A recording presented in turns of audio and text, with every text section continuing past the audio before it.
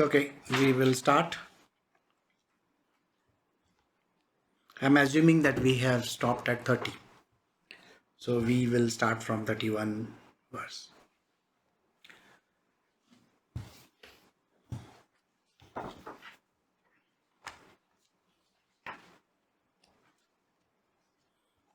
So we are doing chapter 3, verse 31 onwards. This is the Bhagavad Gita, a dialogue between Sri Krishna and Arjuna. Sri Krishna is saying, verse 31 from chapter 3, even those men who with an uncavailing and devout mind always follow this teaching of mine are released from the bondage of all actions. Now, there are the teachings of Krishna, which we have done before. We are talking about how to overcome the senses and the mind, how to follow the path laid down by Krishna in the path of karma, doing actions which do not lead us into further births. So we are discussing about karma over here. And karma, like I said, is a very, very vast subject. It is very difficult to understand. I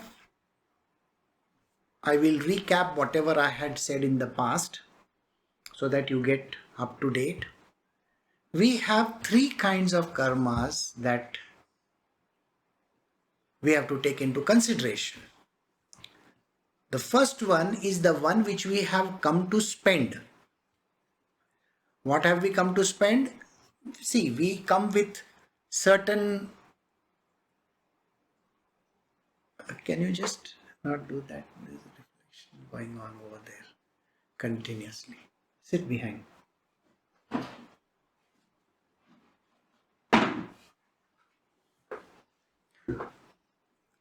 So the first karma that I am discussing is called the prarabdha. Prarabdha karma is the karma that you have come to spend. The second karma is the one which you are going to incur. When you are spending, you incur some more karma, which is happening consistently at any given point in time. That is called the Kriyaman or Agami, futuristic. Where does this futuristic karma go and sit? Now in this life you can't spend it. So where does it go and sit? It goes and sits in the accumulated one. That is the third kind of karma. It is called Sanchit. Sanchit means accumulated. Now we have had millions of lives. And not every karma can be eliminated. So there is a repository of karma lying somewhere over there. You get only a certain amount of this karma to spend in this lifetime. So a person may be alive for a few years, Somebody will die at the age of 20, 30, somebody will die at 70, 80, 90, 100. Whatever karma that is incurred will go into the repository. Whatever karma that you have come to spend in this life, you will spend it. But since this is such a limited lifespan, how much can you spend? Only that which your life can stretch up to, isn't it? So then what happens? This karma keeps on accumulating more and more and more. So our the storage tanker of karma is at bursting point. It is so huge. There is a deluge. There is a big wave which may come one day and destroy everything. So you can imagine the kind of karmas that we are talking about. So he has given us certain techniques. Krishna has told us certain techniques how we can avoid those karmas. And that is what we had done in the last couple of weeks. He says, attend to those things which come to you naturally. You don't have to go out of the way to go and change something. What comes your way naturally? You are going on a path. Let us say you are going from one town to another town. When you are going on the path, there are lots of things which happen, lots of stations which come. You are going to solve only problems which fall in your lap. He is not saying that you have to go and solve some other big problem somewhere in this world. For that, he has created people. Alright? So in today's satsang, we are going to discuss what is it that everybody has to do. And it is based on individual tendencies. So we are going to understand tendencies today.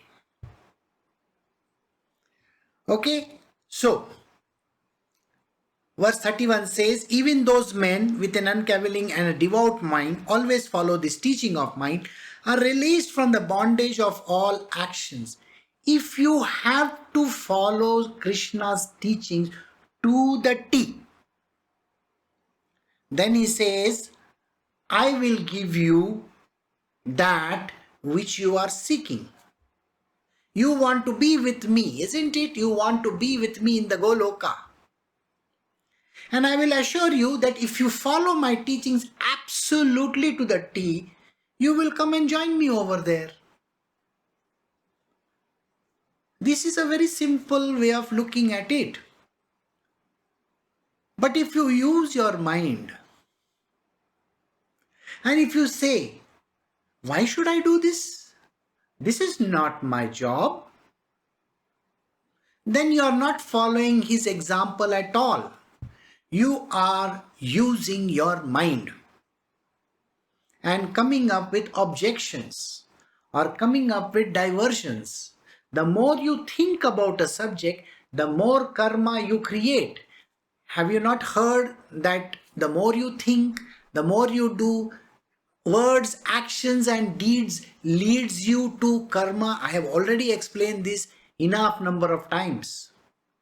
So any words that you say, it may be even in jest. It may just come out of, the 4-letter words which come, oh my God, like that. Some kind of a word which people use. You have to be very careful. Don't use those words. Actions, any action that you perform is your responsibility. And the third one is just the thoughts. Thoughts create lot of waves in the karma. So all these things do matter. But if you use your mind, these 3 things which I spoke about are going to further cascade into bigger and bigger karmas. Why would you want to do that? Alright? I was talking about a karma today in the morning. And when this was happening, I gave one example. Now, I was talking about a company which is available today. They are very good in groceries and all that. I don't want to name anybody, but you have to understand. What they did was they pledged their shares to a very big organization, a financial institution. They pledged it at 350 rupees. Today, because of the pandemic that is there, the rates of their shares has fallen below 100. They are not able to service the loan or whatever the company had given them, the money which the company had given. This company, this big organization, is not able to service it. So that financial organization was willing to dump the shares at a dirt cheap rate in the market. They said at least we will recover that much. So they were willing to sell at 80 or 90 rupees. Now, simply put, if you have to do something like that,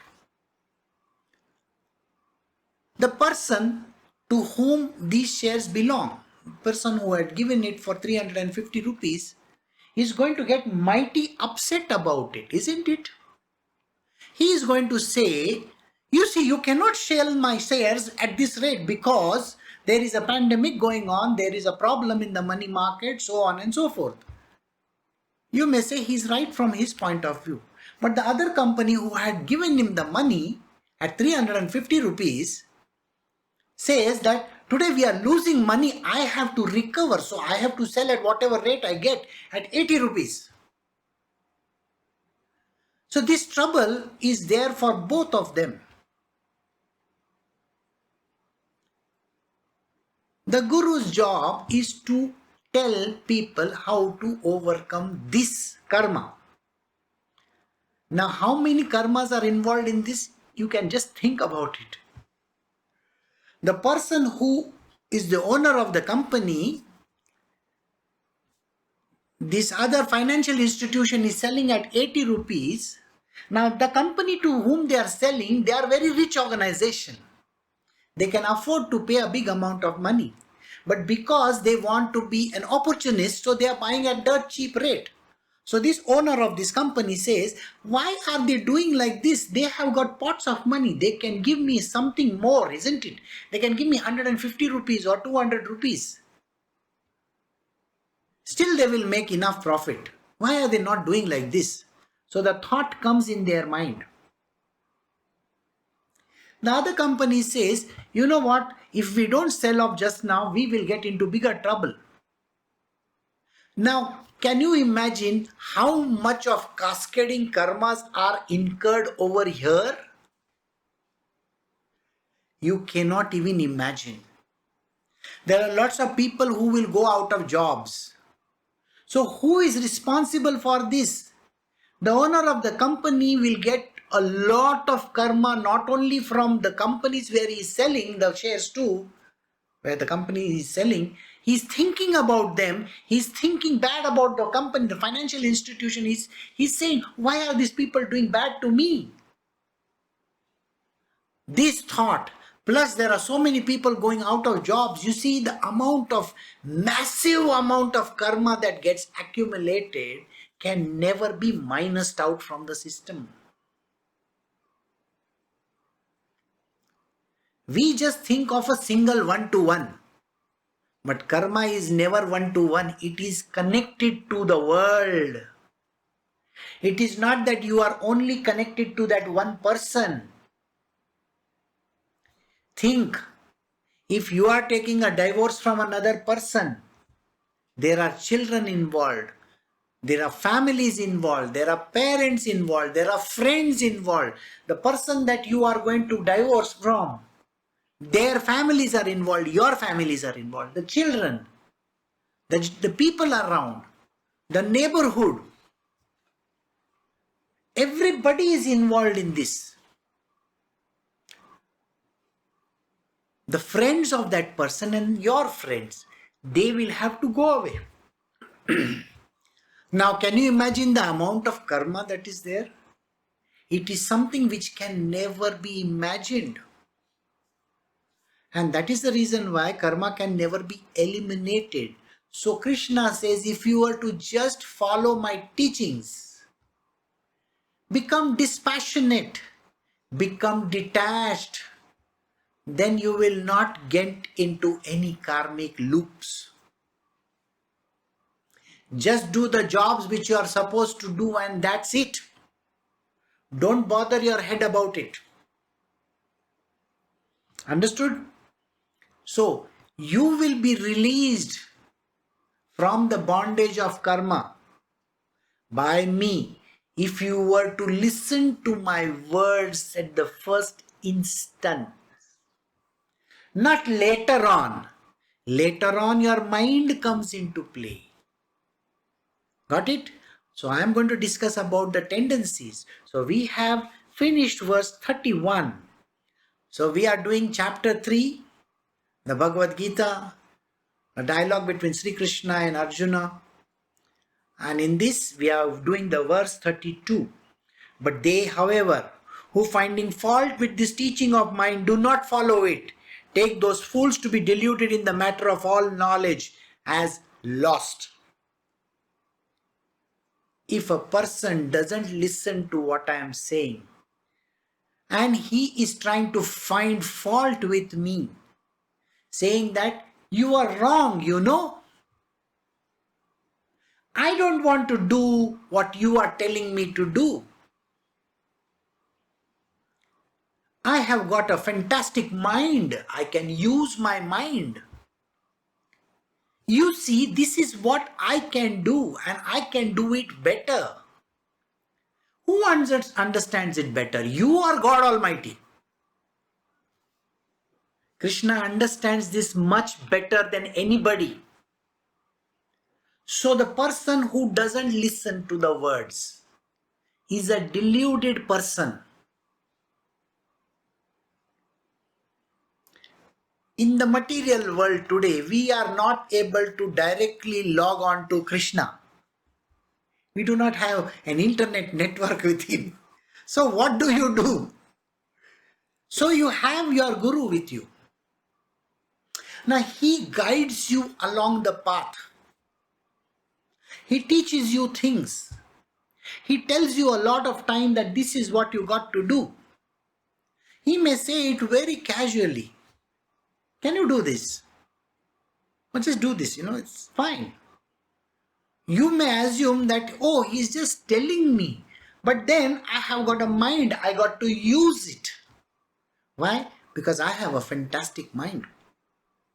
And my mind is brilliant, It can come up with solutions. Am I not giving solutions to my major organizations, companies, people in this world? You don't know I am a consultant. You may be a consultant in the material world. You may be doing all kinds of problem solving in the material domain. But when it comes to karma, and when it comes to teachings, and when it is coming to obedience, and when it comes to discipline, please remember this. Do not try to say that Krishna or your guru is wrong. Never say these words. He says, those who find fault with these teachings of mine, never try to find fault with what he says. Because you don't know what is the kind of karmic loop that you're going to get into. Use your mind, think about it, get into further loops. Why would you want to do that? Just do what he says that you got to do. And you are safe. Safe in that way that nothing will touch you. All your karma will get wiped out.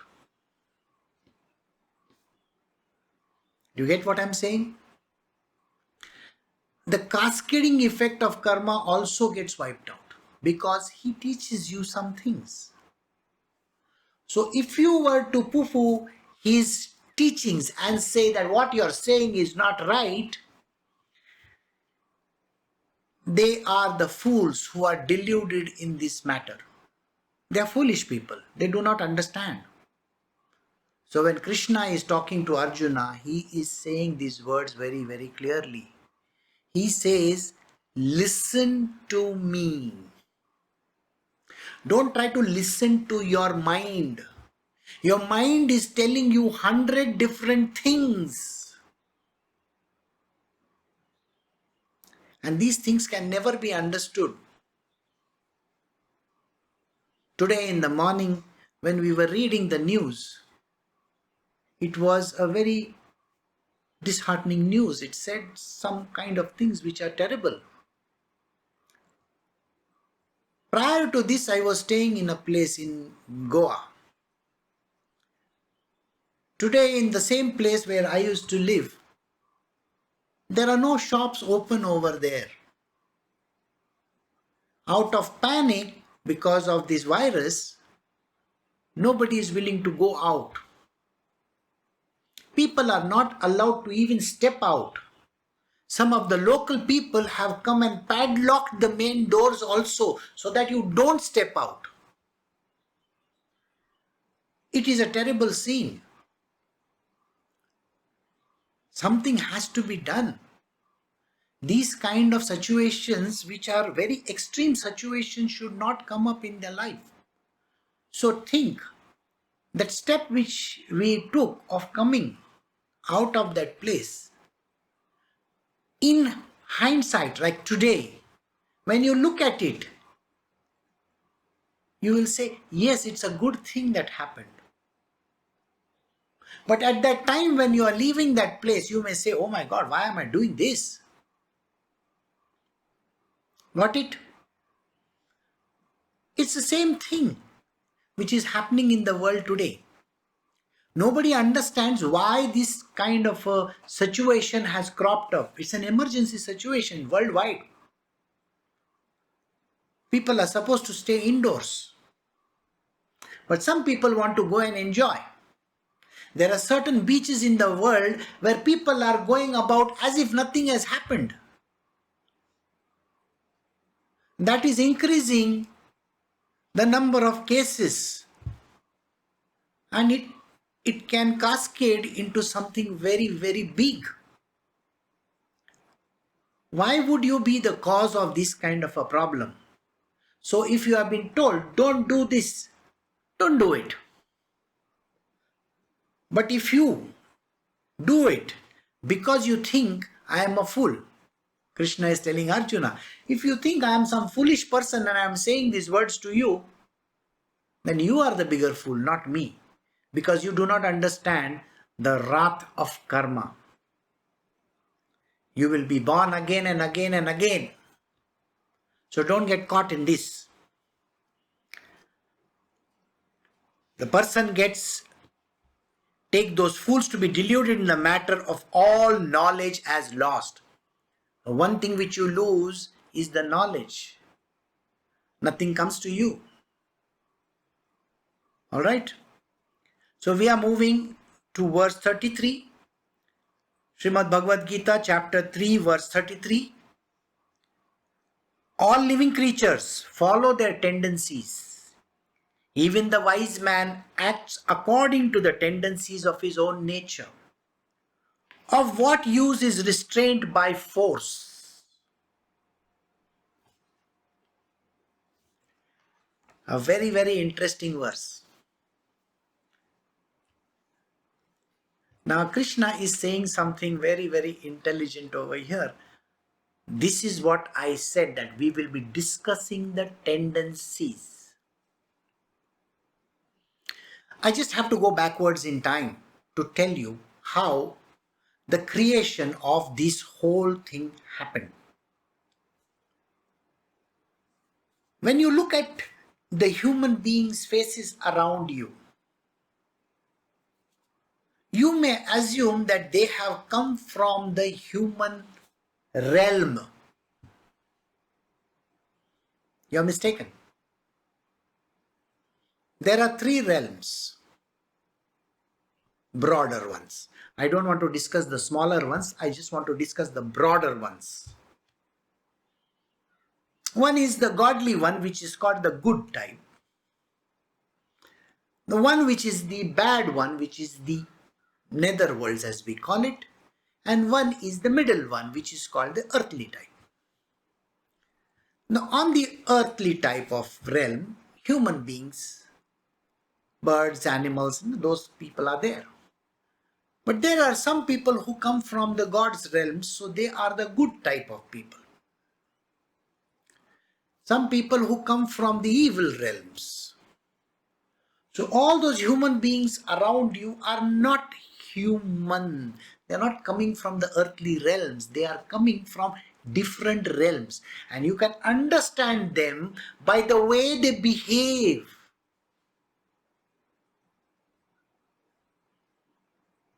I want you to observe the people around you.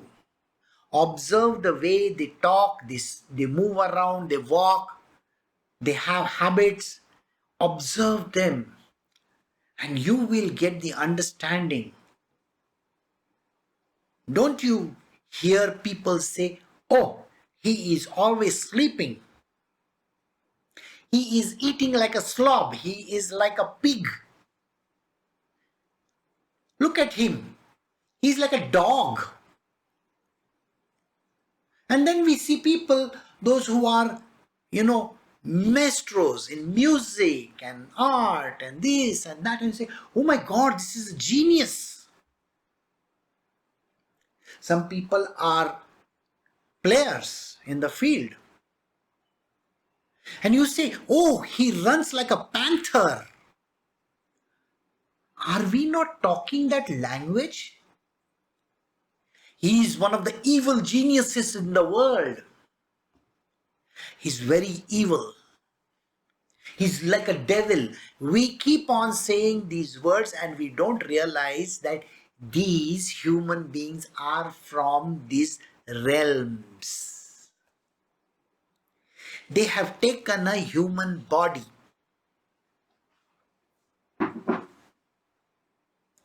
So when they have taken a human body, they still have the tendencies with them.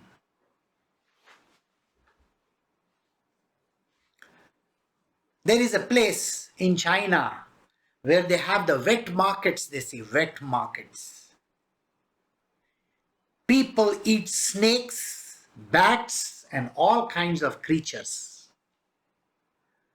Now, I want you to think very carefully. Who eats these kind of creatures? Don't you know there are predators for that? You see, there are predators for a certain kind of an animal. If you see a rat, have you seen the eagle and all those birds coming and swooping on them? There are the crows and all. So I want you to apply that knowledge and think. If there are people in this world who are eating all kinds of strange creatures, which realm do you think they are from? These are called tendencies. Tendency to do something like that. So they bring their animal tendencies, they bring their unearthly tendencies. Sometimes the tendencies are very good. They're very kind, they're very compassionate, they're very loving, they care a lot. They want to help around. They want to go to the hospitals, the hospices. They say, "Oh, we got to save the world." So there are people like that also. They may come from a different realm. And then there are those people, they will say, "Shoot kar do usko," or "shoot that person." Those kind of people are also there. They're the dangerous kind. One you see in Narcos and all those serials that you get.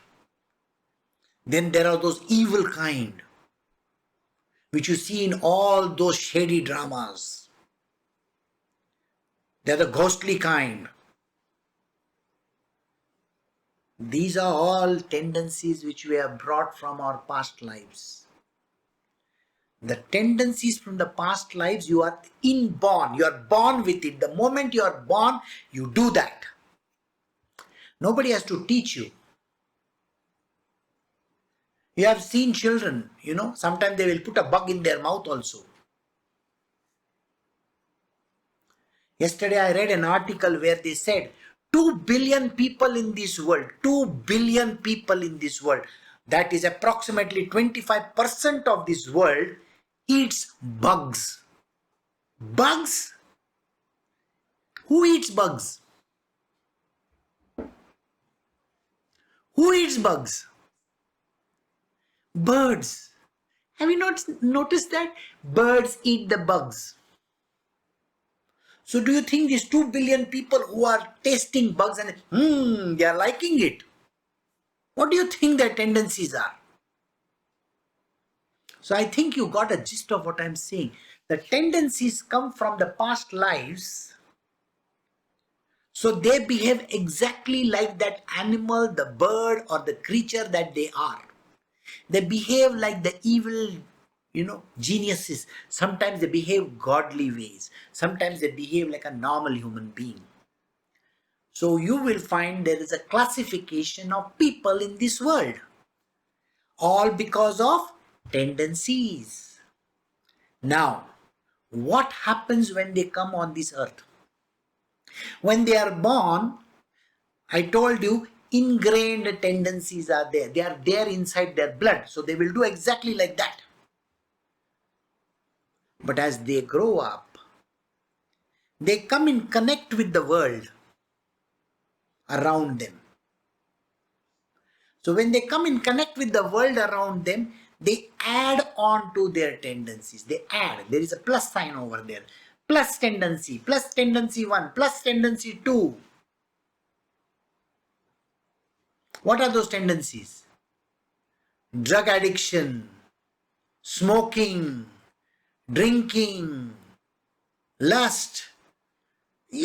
So many other things come in their path. They get to become angry. They get upset. Why? Because they see people around them getting upset. If you see 20 people around you getting upset and angry and start doing something, isn't it called the herd mentality? You know what a herd mentality is? You see, all the horses are running in one direction. Even this one horse which is there, oh, if they are running, I am also running. So they will also run. So a person has herd mentality.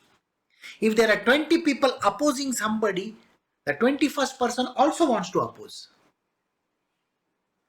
So this is an additional tendency which this person gets when he is born on this earth. So sometimes you get inherent tendencies and sometimes you get add-on tendencies. So inherent on one side which you are born with, and add-on which you gather in this world. So these are two kinds of tendencies which come into the person. So all living creatures follow their tendencies. Living creatures, he has not said human beings. Do you understand? Krishna's words are very clear. He never said that you are a human being. No way. He doesn't say that you are a human being. He just say every living creature. So he is talking about everything that is there. There may be horses, dogs, pigs, cats, rats, elephants, you name it. All kinds of creatures, they have the tendency. Yes, there are certain monkeys which behave like humans and certain humans which behave like monkeys. You know that, no? Yesterday I was reading about Jack Ma, what he said. If you keep money and banana in front of the monkey will always go towards the banana. It is not because he loves bananas, it's because his tendency is there to eat that banana. He doesn't understand monkey like you. You understand? Monkeys are monkeys, humans are humans. He doesn't understand money like you. Not monkey, money. Well, rich people, they also have tendencies. Even the wise man, according to the tendencies of his own nature. You see, there are certain kind of people we say, no, even if they find a 5 paisa or a 10 paisa, now 5 paisa, 10 paisa is not there, but my grandmother used to say, there are those kind of people, even if they find one small coin in the shit over there, they will clean it and use it. There are those kind of people also. There are some people who will throw money on a corpse, dead corpse. We have to do that. In India, we take some money and we throw on the dead corpse and the money keeps on falling down on the ground. And somebody is there to pick it up and say, oh, I found this money. These are the tendencies. They find the money because they are used to it. Do you get this point? It's a tendency. So, every person has a tendency. Every creature has a tendency. There are some people in this world who just want to do mischief all the time. Have you seen small monkeys? Yeah, they are the mischief makers. They will rob this, they will take this, they'll do this, they'll pinch and Oh my God, they'll do all kinds of nonsensical stuff. So these are tendencies of the monkeys.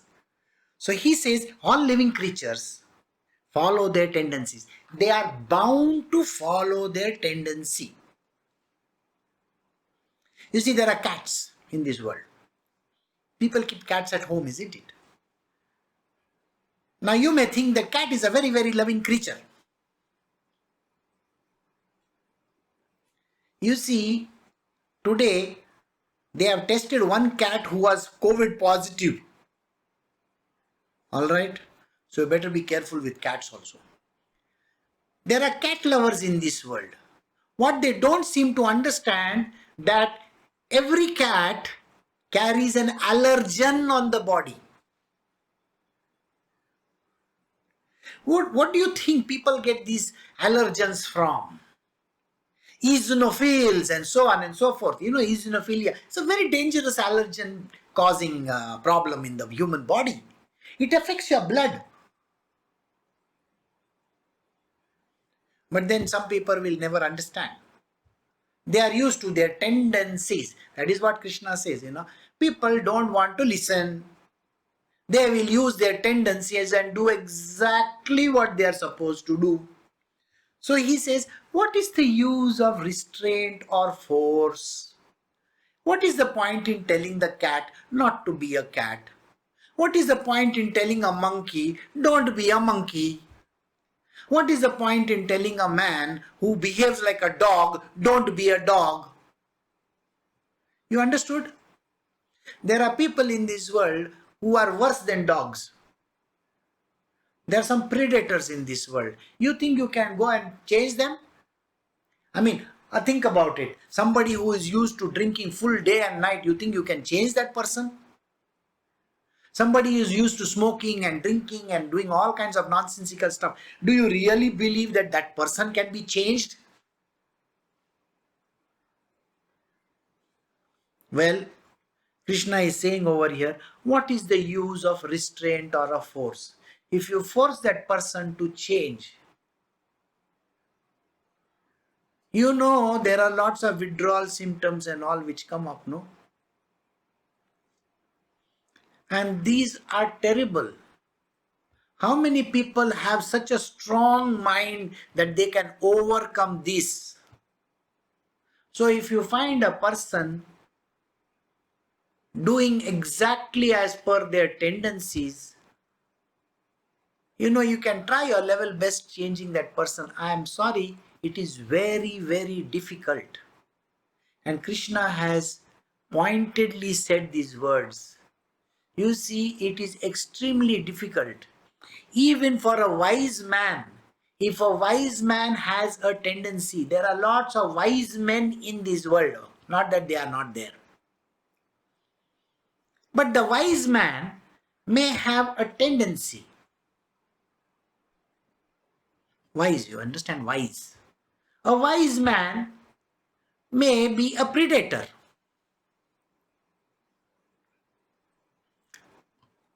He could have any kind of a tendency. What are we to do?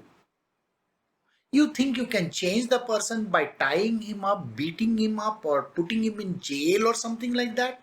How many people who have gone to jail have given up what they are supposed to do? It's a very minuscule number. You can't change the person. It's very difficult. So Krishna has given a very clear instructions over here. What use is a restraint or a force? You may ask me, then what are we supposed to do? Oh, because immediately the question will come from anybody's side, you know. If this person has a tendency, he's a pedophile, what are we supposed to do? How many of you watch Netflix and Prime and all these serials and the television dramas? A lot of you watch them, isn't it? Have you not heard of the people who commit the first murder, then go and commit the second one, and then the third one, and then the fourth one, and they become serial offenders? Somebody who is used to robbing a store will go and rob again and again and again. You may think that he is not doing it, but he is doing it. It's his tendency. Somebody who is not used to smoking, what does that person do?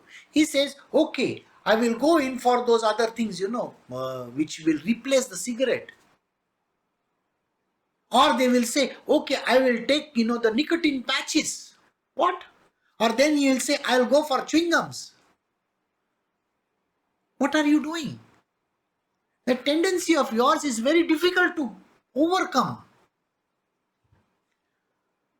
Somebody who is used to picking up something, without asking, is going to be doing that consistently because that is a tendency.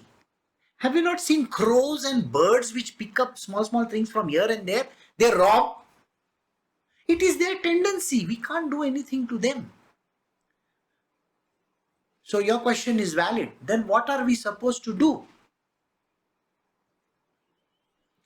You see, in spirituality, I can guide you. In the material world, there are laws.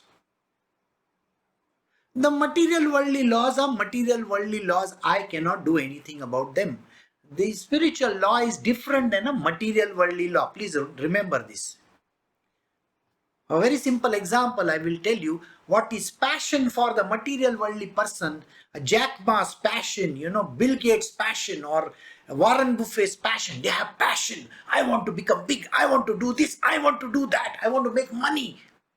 They have that passion. Or there are those people who have got hundreds of beautiful girls around them. It is their passion, their lust. The opposite word for passion is there in spirituality. Material world, passion. Spiritual world, dispassion.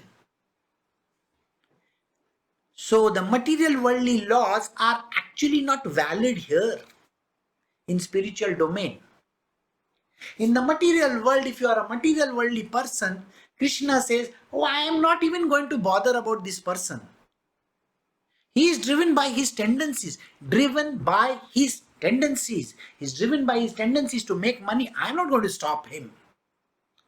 Krishna doesn't come here to save the whole world. Please remember this. He comes here only for those who are on the path of dharma. He is not here to save the people, those who are on the path of adharma. But he uses adharma to get the dharma to straighten out. Did you get my sentence?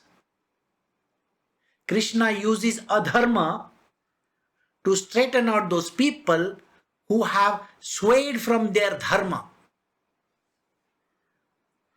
Those who do not understand, for them, the adharma in this world, there are wrong things going on in this world. And there are the right kind of people. They look at this wrong person and they think, I can also do something like that. So to straighten these people out who are trying to think that they can change, Krishna comes in this world to straighten these guys up using adharma. That is what he does. So coming back to the tendencies that are there. Whatever tendency that is there in this person, in the material world, you have to use the material worldly laws. Suppose there is a drug addiction case. You have to go for rehabilitation. Go to the doctors or the places where they do the rehabilitation. If a person is alcoholic, go to the Alcoholic Anonymous. Go to the places where they teach you how to overcome this alcoholism. But in the spiritual world, the laws are different. When they come under the control of their gurus, the guru never says, you got to give up your cigarette, you got to give up your drugs, you got to give up your... Have you ever heard any guru talk like this? No guru actually talks. In the spiritual world, it is your will against mine. Krishna says this, you try whatever you want to, My universe will not allow that to happen. So you don't understand. You are driven in this world to do what you're supposed to, but the universe is under my control. So Krishna says, don't worry, I have the entire universe against you. So if you think you're a drug addict, my universe will make those drugs disappear from the marketplace. My universe will make you less money. You won't even have the money to buy them. My universe will make you so sick that you will not even want to touch them. But I will never directly tell you give up. So did you understand? This is the way in which this spiritual domain works. I've just given you a glimpse of how it works. And that is the reason why Krishna says these words very. He says, what use is the restraint or the force? So he says, I'm not going to put any restraints on you. I'm not even going to bother. Let the world do what it is supposed to do. If they have to save you, they will save you. The material world is under the control of the tendencies. People with tendencies. So we move to the next verse. This is chapter 3, Bhagavad Gita, verse number 34. Attraction and repulsion are rooted in all sense objects. Man should never allow himself to be swayed by them, because they are the two principal enemies standing in the way of his redemption.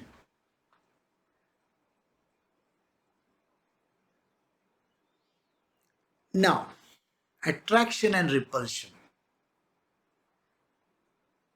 What is this attraction and repulsion? Man has tendencies. I told you this.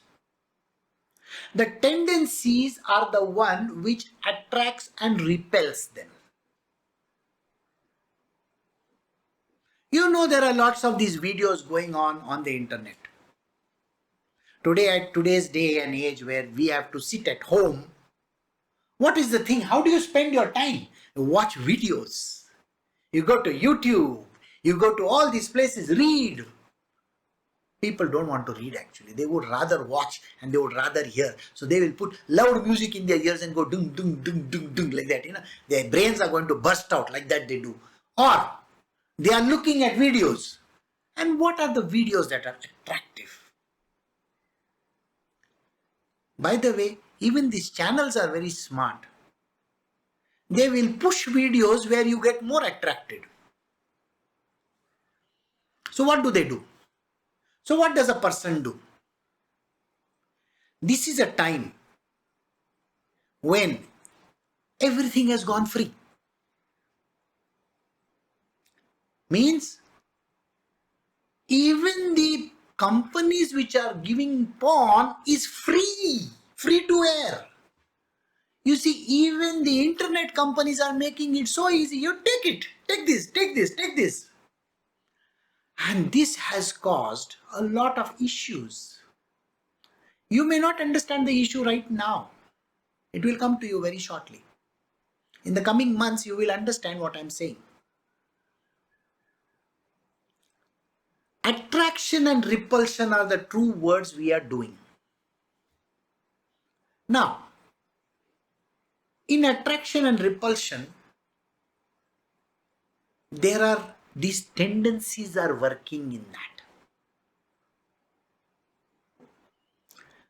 The one reason why I tell people not to go for this kind of classes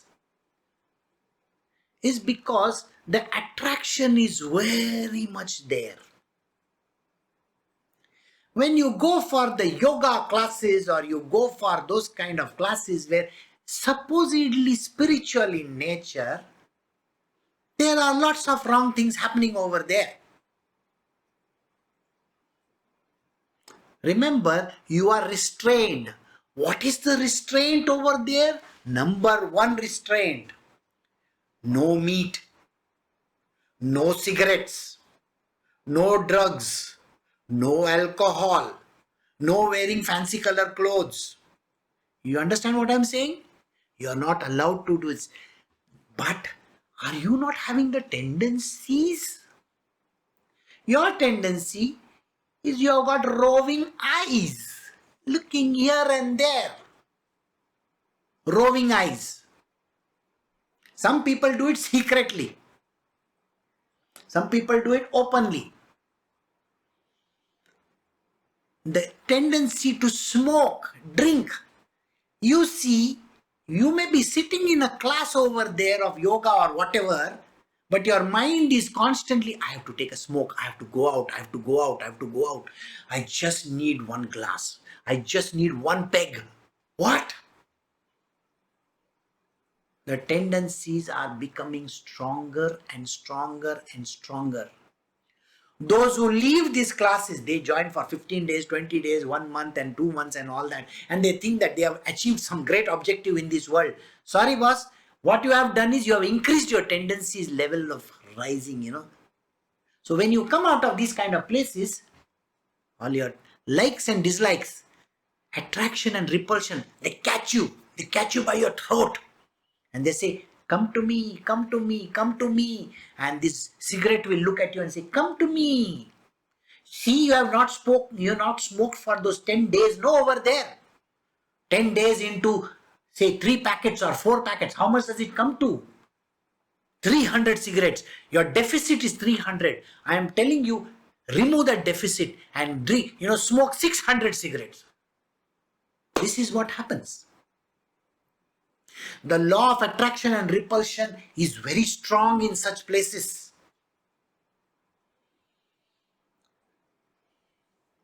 Your eyes are wandering. You are looking at those yoga pants everywhere. I don't want to mince my words. I want to tell you straight on your face. Please understand, everybody is a predator over there. They are looking for people.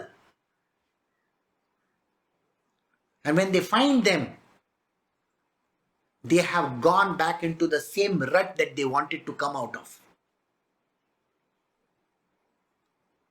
And then what happens? The law of attraction and repulsion is very active. Krishna is saying, attraction and repulsion are rooted in the sense objects. The object in front of you, if it comes in front of you, you are going to be attracted towards it. Or you will be repulsed by it. Repulsion is also there. How is the repulsion happening? Now you may not be looking for a woman, you may be looking for a man.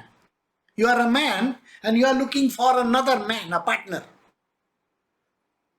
Yeah, repulsion for the woman is definitely going to be there. But attraction for the other is also going to be there. Who says it doesn't happen? It's like when you give up smoking, the idea that you got to chew something is always there, no? What is that? What are you chewing? I have seen people who give up gutka, tobacco. They use a tobacco. But they will say, what? I am eating this, it is only supari, it is only this. Sorry boss, that is still. You think you have overcome that? You are replacing it by another evil. So law of attraction and repulsion is because of the sense objects. The sense object is in front of you, you are going to get attracted or repulsed because you have tendencies. This attraction and repulsion are tendencies. They will attract you, they will pull you towards them, or they will remove you from that.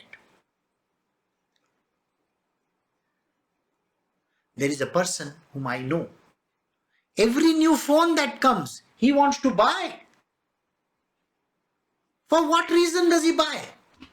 But that is the attraction. Even if you don't have money, the person wants to buy. For what reason? I have another person. The person sees evil in everything.